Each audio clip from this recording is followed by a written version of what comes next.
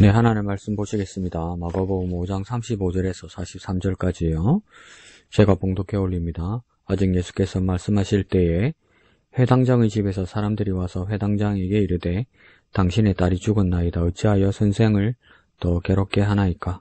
예수께서 그 하는 말을 곁에서 들으시고 회당장에게 이르시되 두려워하지 말고 믿기만 하라 하시고 베드로와 야고보와 야고보의 형제 요한 외에 아무도 따라옴을 허락하지 아니하시고 회당장의 집에 함께 가사 떠드는 사람과 사람들이 울며 심히 통곡함을 보시고 들어가서 그들에게 이르시되 너희가 어찌하여 떠들며 우느냐? 이 아이가 죽은 것이 아니라 잔다 하시니 그들이 비웃더라. 예수께서 그들을 다 내보내신 후에 아이 부모와 또 자기와 함께한 자들을 데리시고 아이 있는 곳에 들어가사 그 아이의 손을 잡고 이르시되 달리다굼 하시니 번역하면 곧 내가 네게 말하노니 소녀야 일어나라 하심이라. 소녀가 곧 일어나서 걸으니 나이가 12살이라. 사람들이 곧 크게 놀라거늘 예수께서 이 일을 아무도 알지 못하게 하라 하고 그들을 많이 경계하시고 이에 소녀에게 먹을 것을 주라 하시니라. 아멘. 예, 오늘 본문의 내용은 우리가 잘 알고 있는 내용입니다. 회당장 야이로의 딸을 예수님께서 병든 상황, 나중에는 죽은 상황에서 그 딸을 살리시는 기적의 내용을 말씀하고 있습니다. 자, 거기서 오늘 왼쪽에 보면 제목은 달리다굼 이렇게 되어 있습니다. 이 달리다굼이란 말은 시리아어, 아람어라고 할 수 있죠. 그 아람어로 달리다굼. 근데 예수님께서 왜 달리다굼 하셨을까? 나중에 저 뒤에 가면 말하지 못하고 듣지 못하는 장애인에게 예수님께서 기도해 주실 때도 에바다 이렇게 말씀하시거든요. 그것도 다 이 달리다굼처럼 시리아어 아람어입니다. 왜 시리아어 아람어가 나왔을까? 예수님 십자가에 못 박혀서 외치던 소리 엘리 라마 사박다니 이것도 다 아람어죠. 그 아람어를 써놓고 한국어로 다 번역이 되어 있죠. 우리 성경에. 왜 그러냐면 그 당시에 이스라엘 사람들이 쓰던 말이 아람어입니다. 시리아어 아람어입니다. 그러니까 요단강 동쪽에 있던 수리아, 시리아, 아람, 다마스커스, 다메섹을 중심으로 하던 그 지역, 그 집 중심으로 이렇게 쓰던 이스라엘 가나안까지 쓰던 그 일반적인 회화 용어는 다 아람어입니다. 히브리어는 이미 사어가 됐었죠. 식민지를 살면서. 그래서 문자만 할 수 있었고, 또 특별히 랍비들만 이 히브리어들을 이렇게 공부해서 히브리어 성경을 읽을 정도로 학식이 있는 사람만, 서기관이나 학식이 있는 사람들만 읽을 수 있는 것이 히브리어였습니다. 그러니까 예수님의 제자들도 다 그때 아람어를 썼죠. 그러니까 그러면 신약 성경은 헬라어로 쓰여졌다는데요. 이러면 헬라어는 이방 언어입니다. 이방 언어. 무슨 언어냐면 로마가 라틴어를 쓰지만 로마어를 쓰지만 그 학술 용어는 다 그리스어 헬라어를 썼거든요. 그래서 신약 성경 예수님의 행적과 그다음 교회 시대에 필요한 그 서신서들 마지막 연서까지는 생각을 할 때 만국 공용어 헬라어를 쓰는 것이 더 용이했다는 것이죠. 그러니까 그 아이러니는 뭐냐면 그 당시 이스라엘 사람들도 헬라어를 모르는 사람들이 많았겠죠. 그 예수님도 헬라어로 말씀하신 건 아니죠. 아람어로 말씀하신 겁니다. 그런데 전도와 선교를 위해서는 가장 유용한 언어가 헬라어였기 때문에 이방의 선교까지도 생각하면 헬라어로 성경을 써여졌다는 거죠. 오늘날 말하면 만약에 예수님께서 한반도에 살고 계셨으면 한반도로 말하면 되나? 일제시대의 한반도로 한번 이야기해 볼까요? 일제강점기의 한반도로 말하면 한가운데서 학교에서는 조선말을 못 썼죠. 한국어를 못 썼죠. 일본어를 강제로 쓰게 하지 않았습니까? 그래서 우리는 조선말을 쓰기도 했지만 이스라엘은 오랫동안 식민지를 살면서 자기 나라 히브리어를 잊어버렸으니까 제가 좀 억지를 써서 이렇게 말을 해보면 조선 사람인데 일본말을 썼다는 거죠. 그러니까 예수님과 예수님의 제자들도 조선 사람인데도 일본말을 쓸 수밖에 없었다는 겁니다. 그런데 예수님께서 죽으시고 부활하시고 승천하시고 이제 교회 시대가 시작될 때 예수님의 행적과 그 모든 삶들 이런 것들은 성교의 관점으로 바라볼 때는 어느 나라 말로 쓰는 것이 가장 유용했냐면 영어로 쓰는 게 가장 유용했다는 거죠. 왜요? 만국 공통어이기 때문에 여러 나라 사람들에게 전할 수 있는 언어가 영어였다는 거죠. 그러니까 맞춰보면 그 당시로 히브리어로 말하면 조선말이 될 거고, 아람어, 시리아어로 말하면 일본말이 될 거고, 그 다음 헬라어, 그리스어, 성경이 쓰여진 헬라어, 그리스로 말하면 영어로 쓰여졌다. 이렇게 보면 되는 겁니다. 그래서 아주 중요하고 어떤 뉘앙스를 줘야 되는 말일 때는 한글로 쓰여진 성경에도 이 아람어가 이렇게 쓰여져 있는 겁니다. 대강 이해가 가시죠? 그래서 지금 이스라엘 사람들은 히브리어를 다시 쓰거든요. 그렇게 쓰는 것은 이제 다시 그걸 발굴해낸 거죠. 다시 또 발전해서 이게 그냥 고전 히브리어가 아니고 현대 히브리어입니다. 요즘 또 이스라엘 사람들이 쓰는 말은. 그러니까 음력, 의역된, 훈독된 말도 많고 그렇습니다. 조금 다릅니다. 자, 밑에 진한 초록색 요약문을 보면요.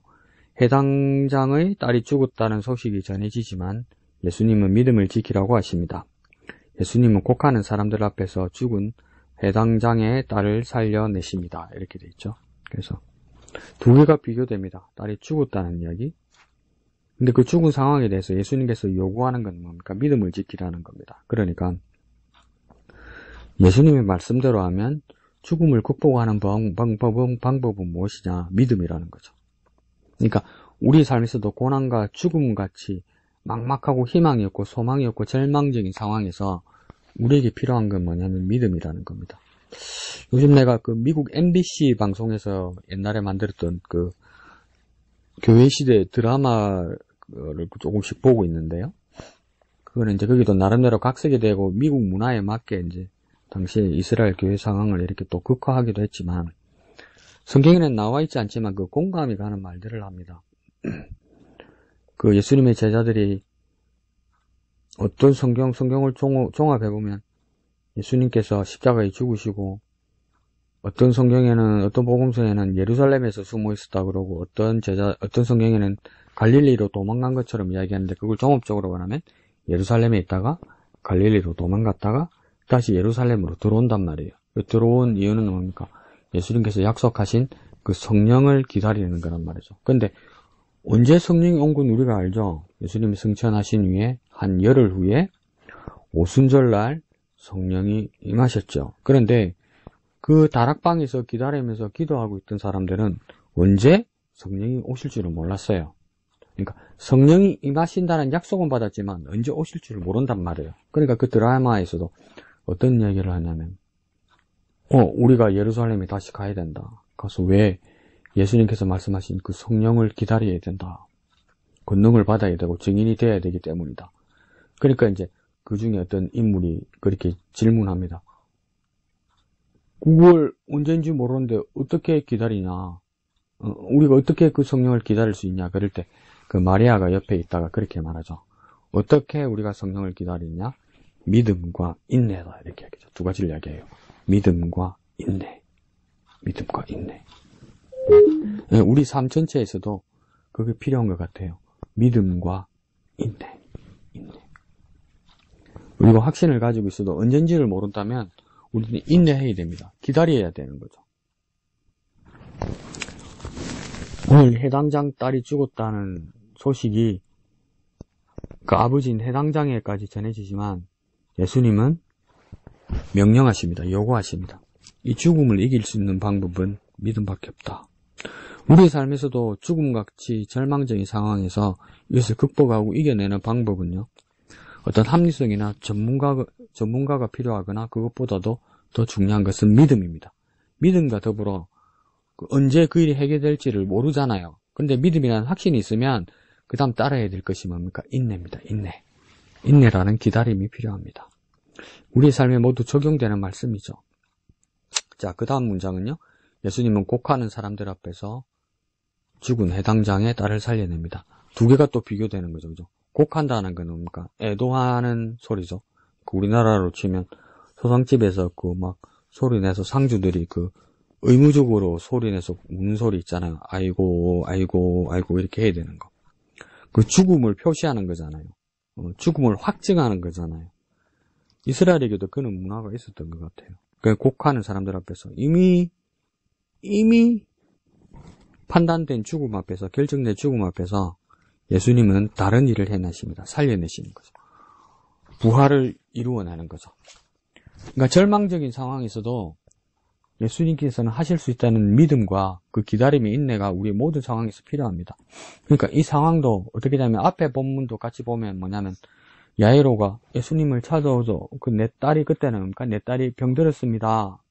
고쳐주십시오 하니까 예수님께서 가겠다고 하면서 그 가는 길에 사건이 또 터지는 거 아닙니까? 12의 혈류증 앓고 있던 여인이 몰래 예수님의 옷자락을 만지고 만지기만 해도 옷자락만 만져도 낫겠다는 그 믿음 때문에 곧 즉시 이 여인이 낫게 되고, 근데 예수님께서는 뭡니까? 느낌으로 누가 내 옷자락을 만졌다. 능력이 내게서 나가는 걸 느꼈다.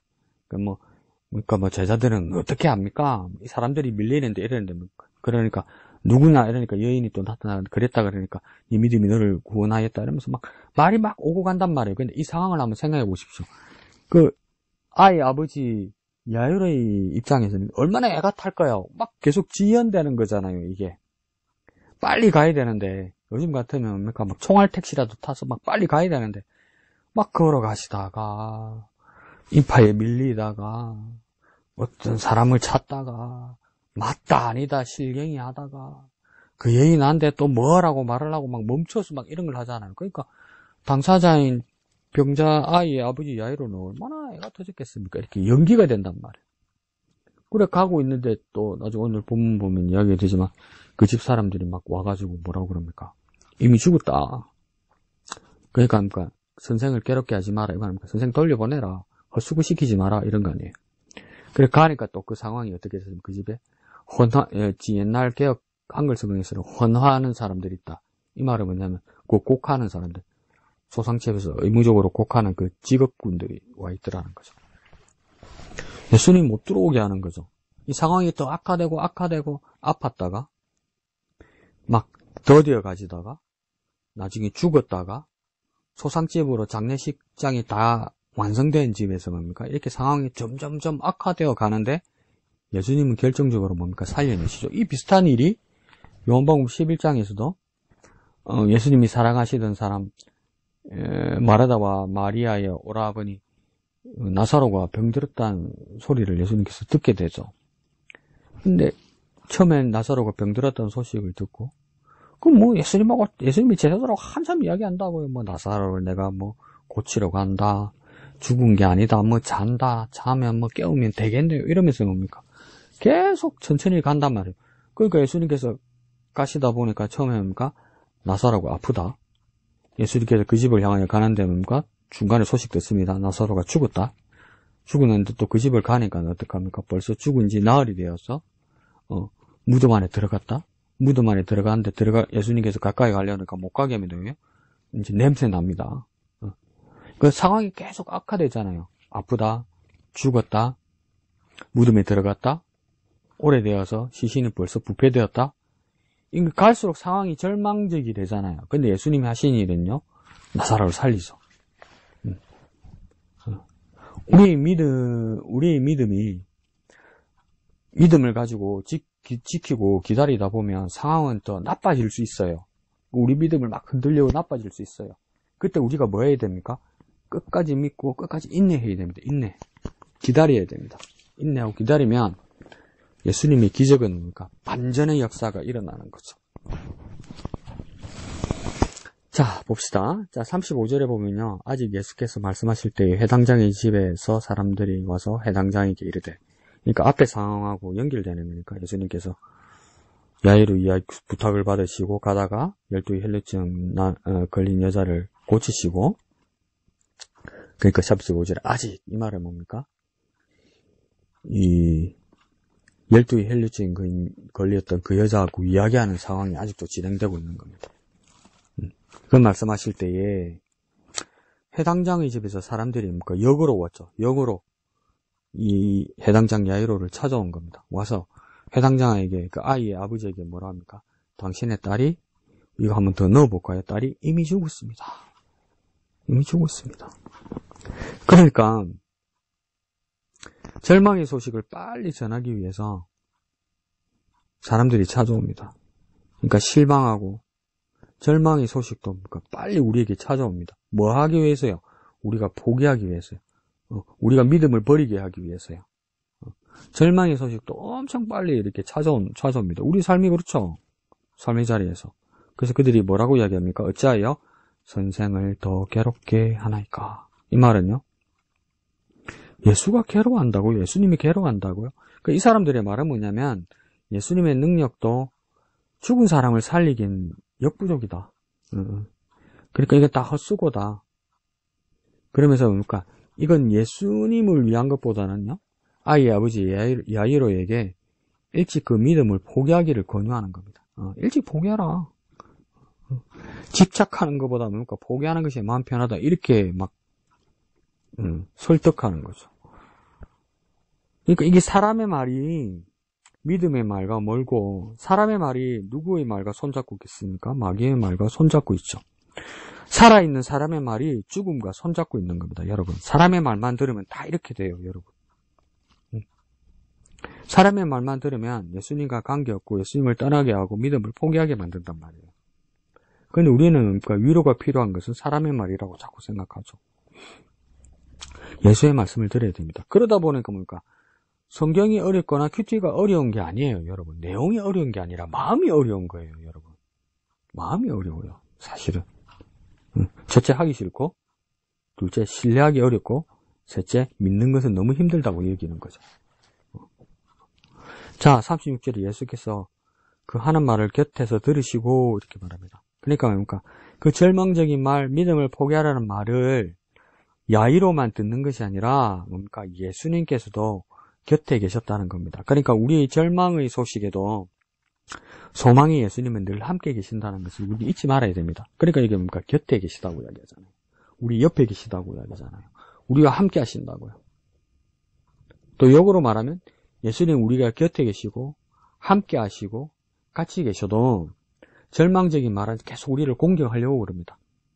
또 역 바꿔서 말하면 우리 절망적인 상황, 어려운 상황, 고난의 상황에서 그 고난의 상황에서도 예수님은 우리와 여전히 함께 하신다는 것을 우리는 잊어서는 안 된다는 겁니다. 그러면 우리 고난과 절망의 상황에서 우리는 뭡니까? 함께 하시는 예수님을 바라보아야 되는 것이죠. 자, 그러면서 뭡니까? 곁에서 들으시고 이렇게 말하잖아요. 예수님은요, 다 듣고 계시고 다 알고 계세요. 아무도 내 마음 모른다. 예수님도 하나님도 이거 겪어보시면 나한테 그런 말씀 못 하실 거예요. 막 이렇게 말하잖아요. 아니요. 예수님 다 알고 계시고 다 듣고 계시다고요. 기본적인 신뢰가 필요합니다. 우리가 마음이 급하고 너무나 아프고 힘들다 보면 주님도 내 마음을 모르신다고 이렇게 생각할 때가 있거든요. 아니요. 다 들으시고 계세요. 다 듣고 계시고 나보다 더 잘 알고 계세요. 그러니까 해당장에게 이르시되 뭐라 합니까? 두려워하지 말고 믿기만 하라 이러죠. 여기서요. 두려움과 믿음이 나오죠. 우리가 버려야 할 것이 있고 우리가 해야 할 것을 이렇게 가르쳐 주시는 겁니다. 우리가 버려야 할 것은 무엇입니까? 두려움입니다. 그럼 우리가 해야 될 것은 무엇입니까? 오직 믿음입니다. 그러니까 뭐라고 예수님 말합니까? 강조하시죠. 믿기만 하라. 믿음에 더하여서 뭐가 필요한 것이 아니라 오직 한 가지만 필요하다. 그건 뭡니까? 믿음. 그 믿음만 필요하다는 겁니다. 다른 것은 필요 없다. 그리고 분명히 우리가 고난과 절망과 기다림의 상황에서 우리가 잊지 맙시다. 우리가 버려야 할 것, 그것은 두려움입니다. 그리고요, 우리가 해야 할 것은요, 오직 믿음 하나밖에 없습니다. 다른 거 아무것도 요구 안 하세요, 주님. 그러면요, 우리 고난과 어려움의 상황에서 둘이 같이 찾아온다는 거예요. 첫 번째는요, 두려움, 두 번째는 믿음요. 우리가 선택해야 되는 거죠. 뭘 선택할 것이냐. 두려움 20에 믿음 80. 훌륭해 보이죠. 근데 예수님 뭐라 합니까? 그 20도 버리라는 거예요. 100으로 만들어라는 거예요. 뭐예요? 오직 믿음만요. 자, 37절에는요, 예수님께서 베드로와 야고보의 형제 요한 외에 아무도 따라옴을 허락지 아니하신다면서 12제자 중에서도 이 세 사람만 데리고 갑니다. 이 베드로와 야고보와 요한을 어느 때도 세 사람만 데리고 들어가냐면 예수님께서 변화산에 올라가실 때, 그 모세와 엘리야와 예수님과 함께 대화하는 그 상황을 만날 때도 베드로와 야고보와 요한 이 세 명만 데리고 가세요. 그래 왜 이 세 명만 데리고 가셨을까? 이들에게 무슨 특수한 사명이 있는 것은 아닐까? 그렇게 생각할 수도 있습니다. 그러니까 왜 세 명만 예수님께서 데려가시는지 우리는 알 수 없지만 아무도 따로 뭐 허락하지 아니하시고 이러잖아요. 이 말은 뭡니까? 믿음의 역사에서 배제해야 할 사람들도 있다는 겁니다. 다시 말하면요. 믿는 사람들이 모두는 아닐 수 있다는 거예요. 예수님을 경험하는 사람이 모두가 아닐 수 있다는 거예요. 우리 삶의 모습에서 믿음의 역사에서 배제해야 될 그런 사람이 되어서는 안 된다는 거예요. 다시 말하면 우리의 삶의 행태, 우리의 삶의 말들과 태도와 행하는 모습이 예수님이 함께 하시기에 예수님께서도 꺼리는 그런 믿음의 약한 모습이 되어서는 안 된다는 거예요. 믿을 만하고 신뢰할 만하고 맡길 만하고 특수한 사명을 받을 만한 사람이 되어야만 한다는 겁니다. 그래서 이 세 명을 데리고 예수님께서 해당장의 38절에 해당장의 집에 함께 가십니다. 그러니까 그 사람들이 뭐 하고 있습니까? 떠드는 것과 사람이 울며 심히 통곡함을 보시고 이러죠. 이 떠들고 통곡한다는 걸 이전 개역 한글성에서는 헌화했다고 이야기하죠. 이 꽃을 들였다는 것이 아니라 그 곡하는 모습을 이야기하는 겁니다. 그러니까 이 떠들고 통곡하는 사람들은 뭐냐면 직업적으로 형식적으로 곡하는 사람일 수도 있고요. 또 아니면 평소에 이 야이로와 딸이 사람들에게 깊은 사랑을 받았기 때문에 정말 진심으로 애곡하는 사람이 있을 수도 있고요. 또 다시 말해보면 그래도 명색이 해당장 아닙니까? 해당장이다 보니까 그 우리 속담에도 그런 말이 있잖아요. 정승집에 개가 죽으면 사람들이 조문들을 막 와도 정작 당사자 정승이 죽으면 아무도 안 온다고. 이 말은 뭡니까? 권위가 있는 동안은 사람들이 여전히 존경한다고 이야기하잖아요. 우르르 보고 받들어 모시고요. 그러니까 이 해당장 야이로의 권위가 아주 높았다는 것을 증명하기도 한다는 겁니다. 그러니까 야이로가 살아있으니까 딸이 죽음에 대해서 사람들이 조문하러 온 사람들이 많을 수도 있다는 겁니다. 그리고 우리가 믿음의 눈으로 성경적으로 바라볼 때는 뭡니까? 인간적 절망을 극대화하는 거죠. 그래서 살릴 믿음을 방해하는 상황입니다, 이게. 막 크게 울면서 막 떠들고 이러면서 막 장례식 분위기를 고조시키고 죽음을 확정하는 상황인 거죠, 죽음을. 그러니까 예수님의 그 살릴 믿음을 좌절시키려고 이렇게 뜨는 거죠. 그러다 보니까 예수님께서 제자들 모두 데리고 들어가지 않습니다. 어떻게 보면 이 베드로, 야고보, 요한이 특별한 믿음을 가진 사람이라고 특별한 사람이라고 말할 수도 있지만 나머지 9명이 믿음이 부족한 사람이라고 치부할 수도 있지만 그렇게만 볼 것이 아니라 12명을 다 데리고 들어가면 분명히 흔들린단 말이에요. 그 흔들리는 사람들을 그 믿음을 바로 잡기 위해서 케어하고 바로 세우는데 예수님께서 그 신경을 쓸 겨를이 없단 말이에요. 그러니까 한 3사람 정도만 데려가면 이 친구들이 흔들리거나 이러면 바로 잡아줄 수도 있고 이 3사람은 예수님과 3사람 정도면 예수님과 가장 가까이 갈 수 있기 때문에 핸들링 하기가 수월하다는 거죠. 그래서 이 3사람만 데리고 갔을 수도 있습니다. 이 분위기가 그렇잖아요. 사람들이 막 떠들고 울고 통곡하고 막 이러고 있으니까 죽음의 어떤 분위기가 죽음의 환경이 완전 감싸고 있잖아요.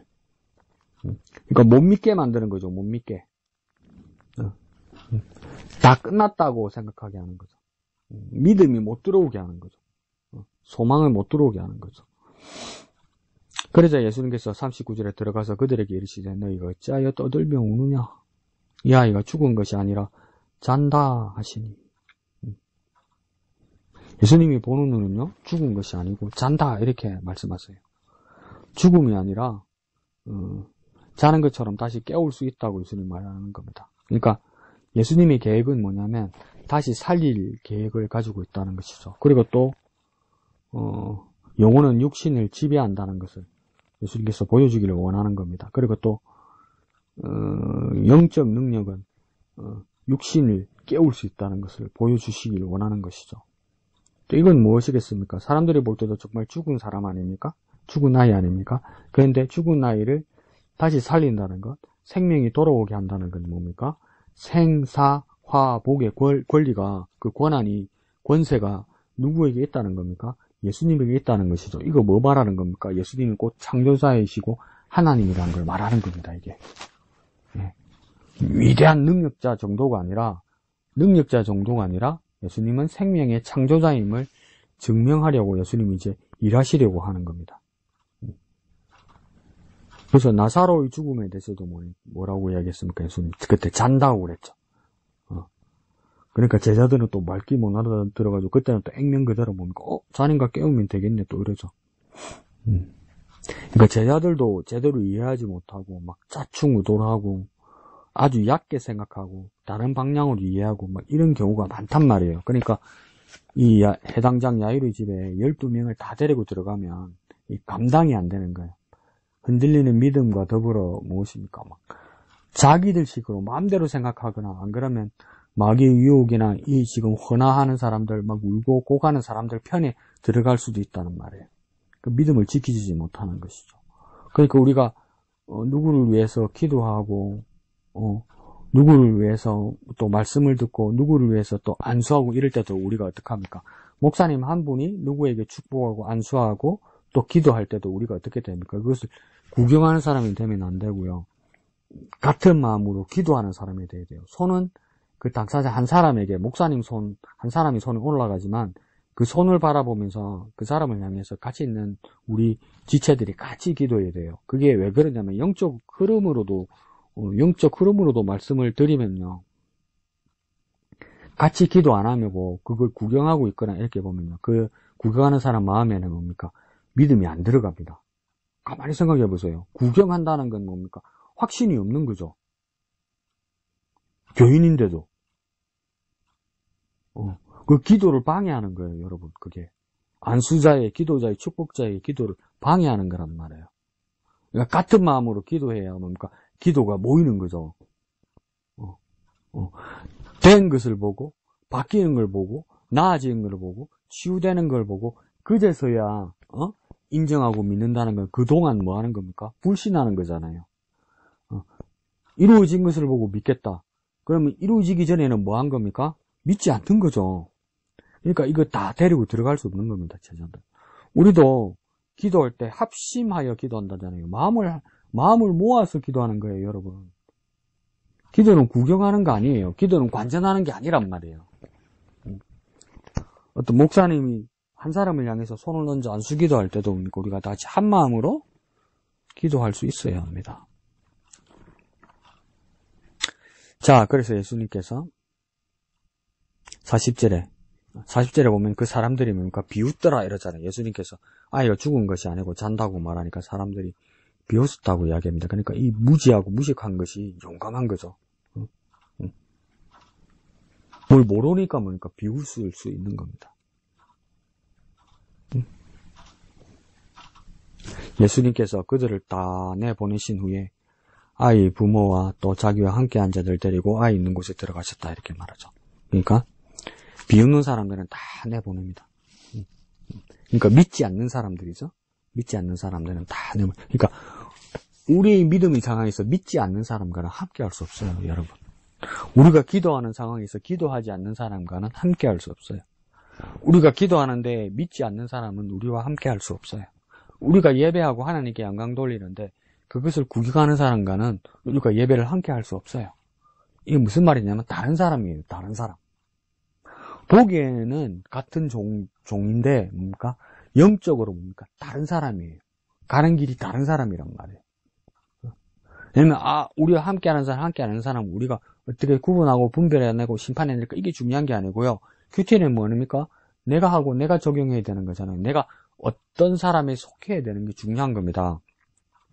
내가 믿음을 가진 사람으로 내가 속해야 되는 거예요.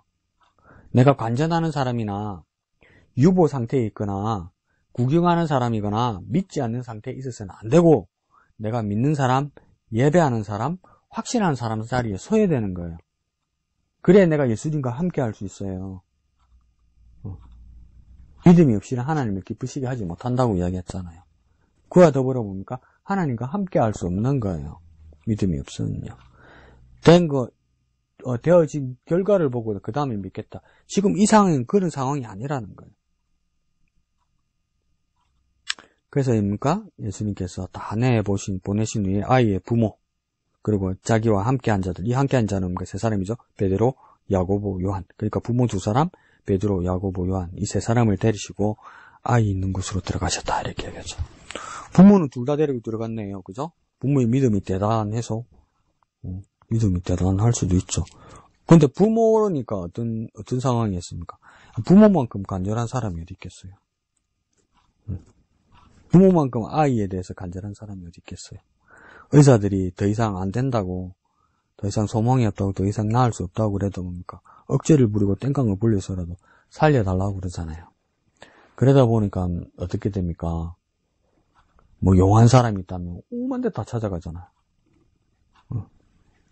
신랄 같은 희망이라도 그 믿음으로 붙들려고 그랬거든요. 그러면 이거 역으로 생각하면 여러분 보십시오. 능력 있는 목사가 여러분의 자녀를 위해서 기도하는 것이, 죄송합니다, 영빨이 있겠습니까? 여러분 가족의 부모가 자녀를 위해서 기도하는 것이 더 힘이 있고 능력이 있겠습니까? 냉정하게 말씀드릴게요. 목사보다 부모입니다. 목사보다 부모. 왜 그렇습니까? 간절하거든요. 누구보다 간절하거든요. 그 간절함이 믿음을 만들어냅니다, 여러분. 그러니까 그런 부모가, 교회에서도 그런 부모가 제일 나쁜 부모예요. 목사한테 가가지고 자기 아들 기도는 해달라면서, 목사가 자기 아들을 축복 기도하거나 안수 기도할 때 목사가 자기 아이를 위해서 뭐라 기도했는지도 모르는 부모 있죠. 진짜 잘못된 태도입니다. 그렇지 않아요? 그 부모는 아이를 위해서 이제 더 이상 기도하지 않고 잃어버린 거 아니에요. 주의 종을 통해서 목사가 여러분의 자녀를 위해서 만약에 기도를 해줬으면 하나님의 음성을 대리해서 목사가 기도한 것인데, 부모가 하나님의 음성으로 목사가 기도한 것을 기억하고 그것을 믿고 계속 확신을 가지고 기다리면서 기도해야 되지 않겠습니까? 그것을 확인할 때까지.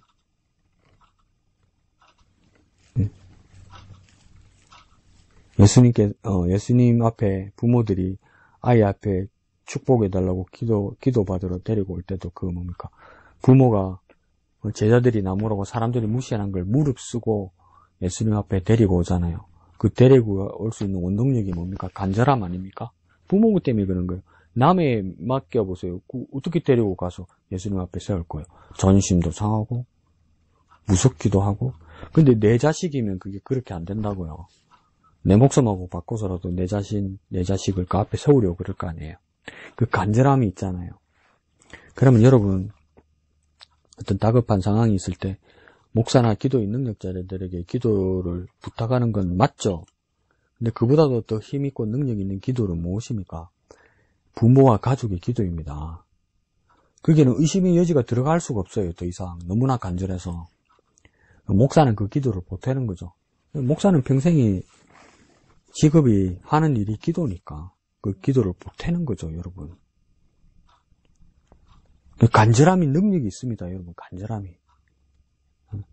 그걸 사장시키거나 묻혀버리지 말고 정말 기도하십시오.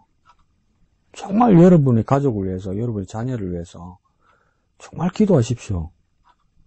그 능력을 묻혀버리면 한 달란트 받은 자가 땅에 묻어두었다가 주인이 올 때 아무것도 없이 그냥 그 바로 앞에 내놓아가지고 악하고 게으른 종아 그러면서 그 책망받을 일밖에 없는 거예요.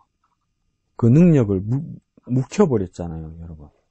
그러니까 정말 믿음으로 기도하십시오. 그리고 내 지체들을, 교회의 내 지체들을 내 몸처럼, 내 가족처럼, 내 몸처럼, 내 생명처럼 그렇게 기도하면서 기도의 능력을 확장시켜 나가는 겁니다. 그러니까 기도의 능력은 뭐냐면 내 마음을 또 확장시켜 나가는 겁니다.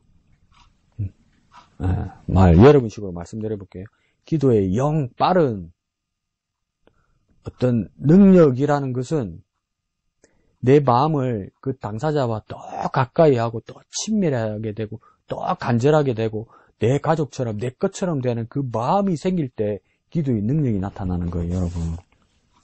기도를 오래 하고 기도를 열심히 하고 기도를 죽을 듯이 하고 기도를 사생길단해서 하고 악으로 깡으로, 그래서 기도의 능력이 나타나는 게 아니고요. 무슨 말인지 이해하시죠? 자, 그래서 부모와 그 함께한 제자들 데리시고 아이 있는 곳으로 들어가서 41절에 아이 손을 잡고 이르시되 달리다굼 하시니 이게 뭡니까? 아람어 시리아어라고 그랬죠. 원래 쓰는 말이라고요. 이스라엘 사람들이. 그래서 번역하면 곧 내가 네게 말하노니 소녀야 일어나라 하십니다. 그러니까 이게 뭡니까? 명령이다 그죠? 명령. 명령하셨다는 거예요. 우리는 기도라면 뭡니까? 도와주십시오. 함께 하십시오. 어떻게 해주십시오. 하나님 도와주십시오. 이런데 예수님은 그런 기도보다는 명령하셨다. 그죠? 그러니까 우리도 명령합니다. 나중에 사도들에게도 그런 모습이 나타나는데 예수님만의 특이한 방식이겠죠. 왜요? 이걸 뭘 증명하는 겁니까? 예수님은 죽음 앞에서도 명령하실 수 있는 분이라는 거야.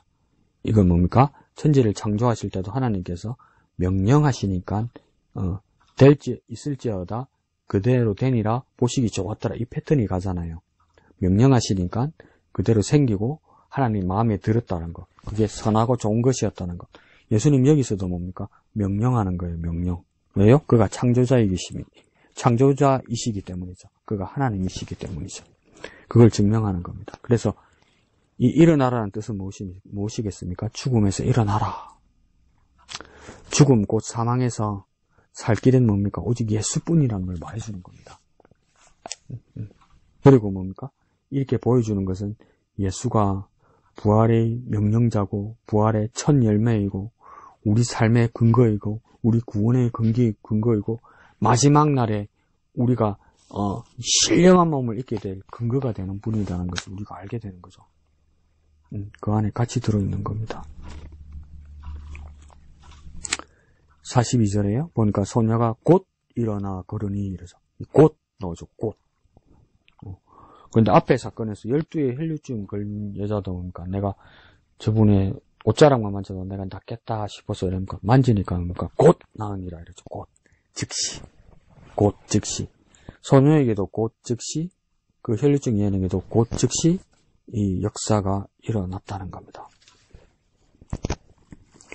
그러니까 그 아이 나이가 12살이라 사람들이 곧 크게 놀라고 놀라거늘. 이 사람들의 반응이 두 가지로 바뀝니다. 40절 처음에는 뭡니까? 그 사람들이 비웃었죠. 몰라서 비웃었단 말이에요. 근데 지금 뒤에 있는 42절 끝에는 뭡니까? 그 사람들이 크게 놀라고 놀랐다 이렇게 이야기하죠. 여기도 앞에 곧 나오네요. 당장. 그러니까 전에 비웃던 사람들이 이제는 뭡니까? 놀라게 되었다 이렇게 말하는 겁니다. 우리가 이제는 우리의 삶을 보면 절망이고 아무런 소망이 없는데 우리가 예수님을 만나는 순간 곧 즉시 바로 우리 삶의 변화에서 놀라운 일이 일어난다는 겁니다. 우리의 믿음은 어떨 때는 우리를 지루하게 하고 우리를 불안하게 하고 우리를 두렵게 할 겁니다. 왜요? 상황이 더 악해져 가니까 아프다고 그랬다가 죽었다고 그랬다가 들어가 보니 온전히 믿지 않는 사람들이 소상집으로 다 만들어놨는데 그래도 예수님 말씀 한마디에 곧 아이가 살아나서 일어나고 뭡니까? 곧 우리의 삶의 모든 환경도 뭡니까? 죽음이나 절망의 상황에서 새 소망, 새 희망, 새 생명으로 살아난다는 겁니다. 무엇 때문에 그렇습니까? 믿음과 인내 때문에 그래요, 여러분. 믿었으면 기다려야 한다는 것이죠.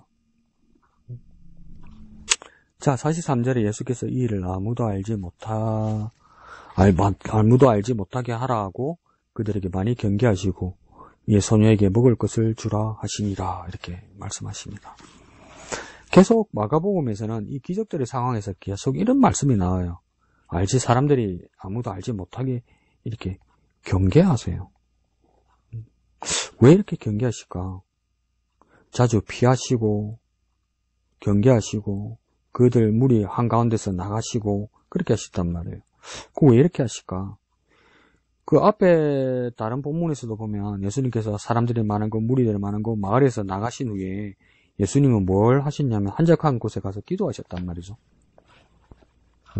그러니까 예수님은 뭐냐면 사람들 가운데서 누리거나 즐기는 것보다 더 중요한 것을 뭐라고 생각하냐면 하나님의 본래의 뜻으로 조정하려고 든다는 거예요. 그러니까 하나님의 본래의 뜻이 무엇입니까? 그걸 자꾸 맞추려고 든다는 거예요. 우리 기도도 무엇입니까? 이것을 통해서 하나님의 뜻이 무엇입니까? 하나님이 원하시는 것이 무엇입니까? 그러니까 내 뜻대로가 아니고 내 즐거움이 아니고 내 기쁨보다도 하나님의 뜻이 무엇인지에 그게 맞추어서 조정해 나가려고 하는 것. 그거는 무엇을 통해서만 가능합니까? 기도를 통해서만 가능합니다. 그 기도는요, 사람들 한가운데, 인기 있는 한가운데, 분비는 그 한가운데가 아니고 뭡니까? 하나님과 나 사이 1대1의 관계. 그 시간과 그 자리가 필요하다는 것이죠. 그리고 뭡니까? 예수님께서는 그 사람들이 많고 기적이 일어난 곳에서 나가시고 꼭 다른 마을로 가자고 그러실 때가 많거든요.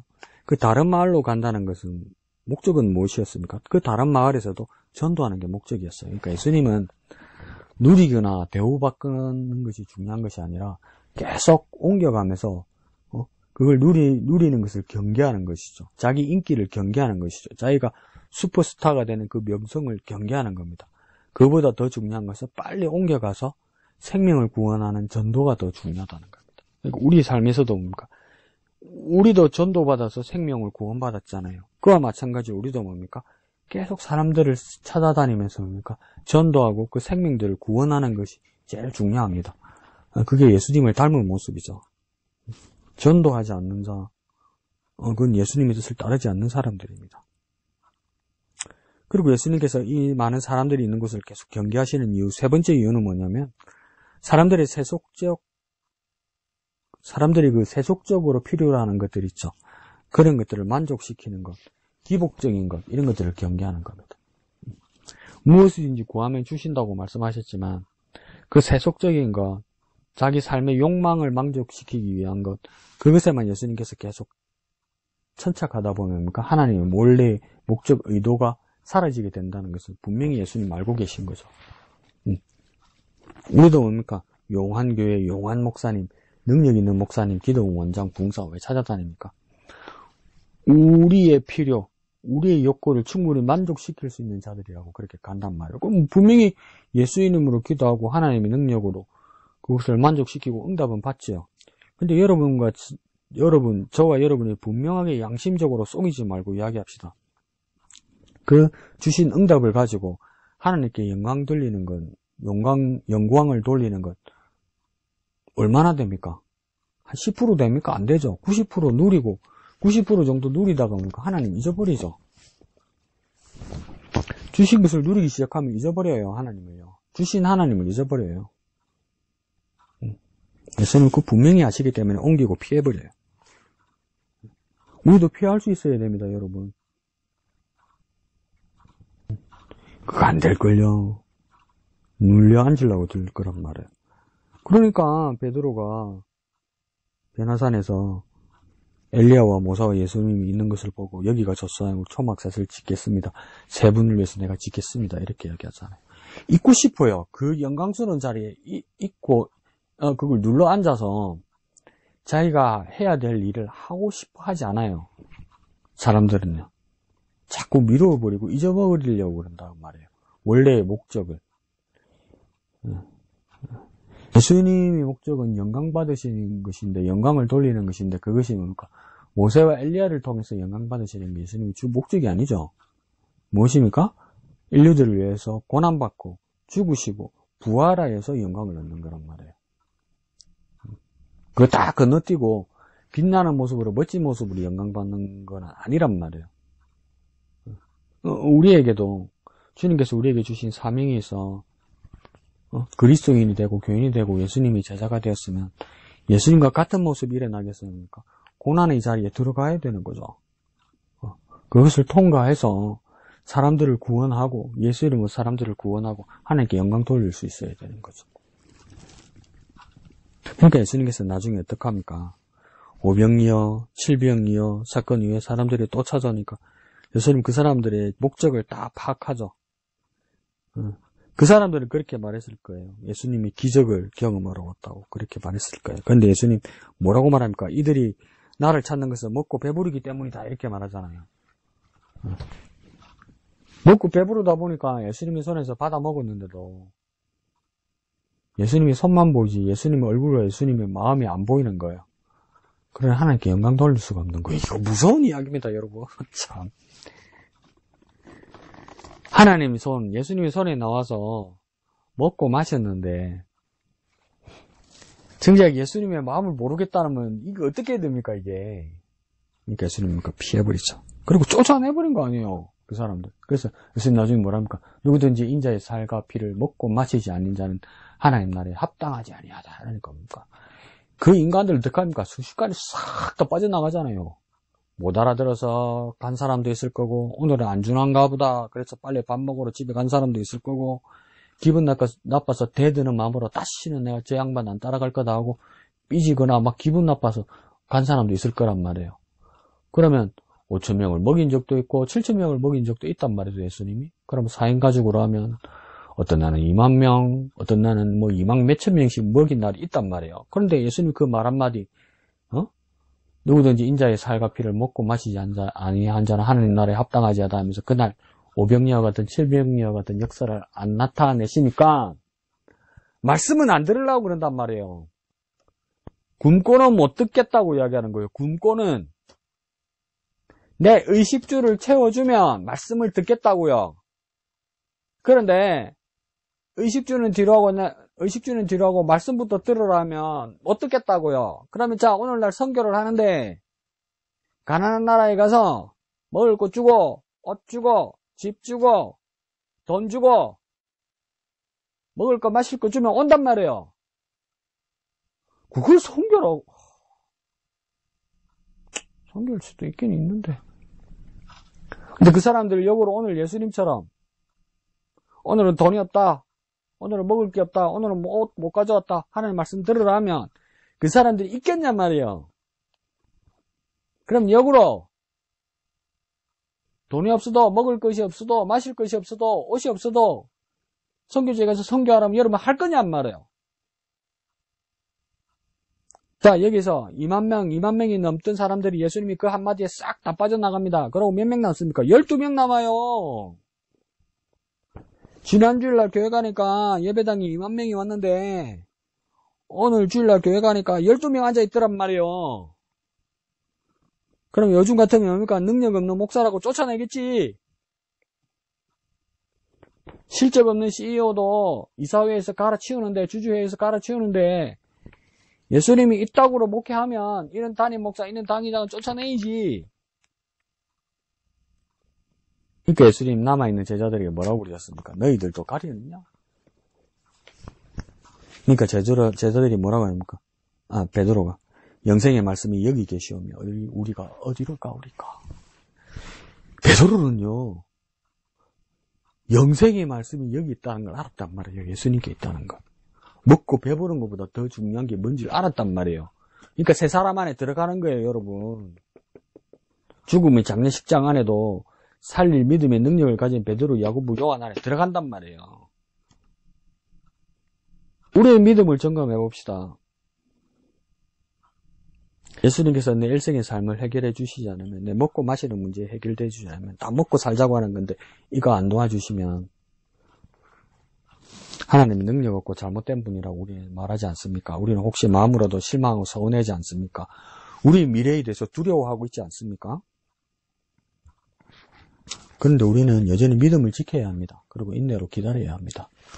그것은요, 여러분을 내가 비난하려고 말씀드리는 게 아닙니다. 내 믿음이 내가 흔들리려 하기 때문에, 내가 두려워하지 않고 믿음만을 지키기 필요하기 때문에 내가 여러분에게 또한 나에게 그렇게 말씀드리는 겁니다. 예수님 말씀처럼 두려워하지 말고 믿기만 하라. 두려워하지 말고 믿기만 하라. 그 말씀을 붙들어야 이 말씀이면 우리는 살아남을 수 있고 하나님께로 이끌림 받을 수 있습니다. 죽음과 같은 이 삶의 현장에서 아프기도 하고, 그러다가 죽기도 하고, 그러다가 완전 초상집이 되기도 하고, 어떤 집에는 가니까 이미 부패되어서 돌문이 닫혀진 무덤 같은 우리의 상황일지라도 예수님 찾아가셔서 예수님께서 달리다고 마시거나 나사로에 나오라 부르시면 그 상황은 곧 즉시 생명으로, 삶으로, 구원으로, 치유로 바뀌는 역사가 일어난다는 겁니다. 그 믿음의 모험을 감행하는 진정한 믿음의 사람 되시기를 거룩하신 예수님의 이름으로 축원드립니다.